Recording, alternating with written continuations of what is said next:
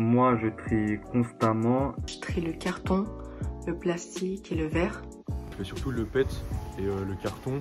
Principalement du papier, du carton et des déchets alimentaires aussi. Les bouteilles en plastique, les papiers, les cartons, les emballages de cosmétiques, les emballages de nourriture. Donc c'est les bouteilles en plastique ainsi que les bouteilles en verre et un peu de compost. Les déchets, ils ont une autre vie. Nous allons vous parler de la consommation de viande en Suisse et à l'étranger. La viande la plus consommée en Suisse est la viande de porc. Il faut compter entre 550 et 700 litres d'eau pour 1 kg de viande, ce qui gaspille énormément d'eau. L'élevage est responsable de 14,5% des émissions de gaz à effet de serre et de 65% de la déforestation en Amazonie. Achetez de la viande chez les éleveurs, plutôt que dans les supermarchés. Deepwater Horizon était une plateforme pétrolière qui a explosé. Deepwater Horizon a explosé le 20 avril 2010 à 22 h. Une marée noire de 750 millions de litres de pétrole a coulé dans la mer. BP a versé des dizaines de milliards de dollars pour nettoyer la marée noire. Nous pouvons voir ici que le pétrole est encore dans la mer actuellement. Ceci est une photo d'un animal qui a plein de pétrole sur sa peau. Les glaciers sont au cœur d'une initiative. Les glaciers sont un symbole de la Suisse. Le projet a été fait très rapidement, seulement 4 mois et demi, et ils ont eu plus de 112 000 signatures.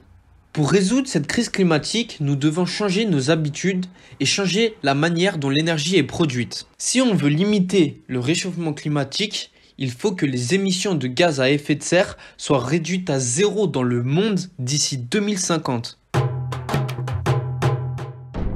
L'eau à Genève est contrôlée par le SIG.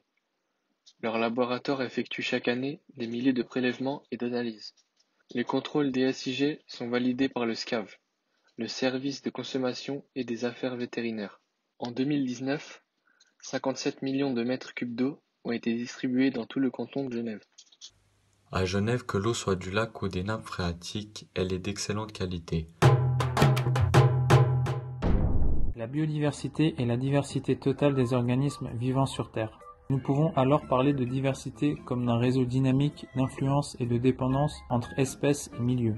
La diversité est importante en ce sens qu'elle maintient la vie. C'est le tissu vivant de notre planète. Protéger la biodiversité, c'est donc en quelque sorte protéger nos ressources naturelles. Une espèce qui disparaît, c'est donc aussi un pan de notre histoire qui est perdu à jamais.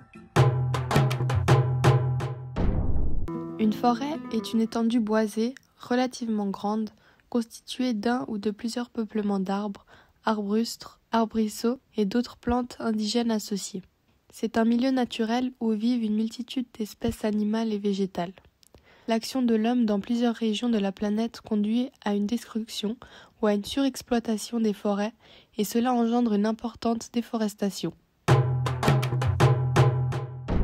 Je me retrouve à côté du Rhône, qui est un fleuve ici en Suisse, parcourant 812 km au total, passant par le lac Léman et qui, au final, se jette dans la mer Méditerranée. De nombreuses actions ont été engagées dans une trentaine de pays afin de reconnaître un statut juridique à des éléments naturels pour assurer leur préservation. Appel du Rhône, une mobilisation citoyenne, collective et transnationale.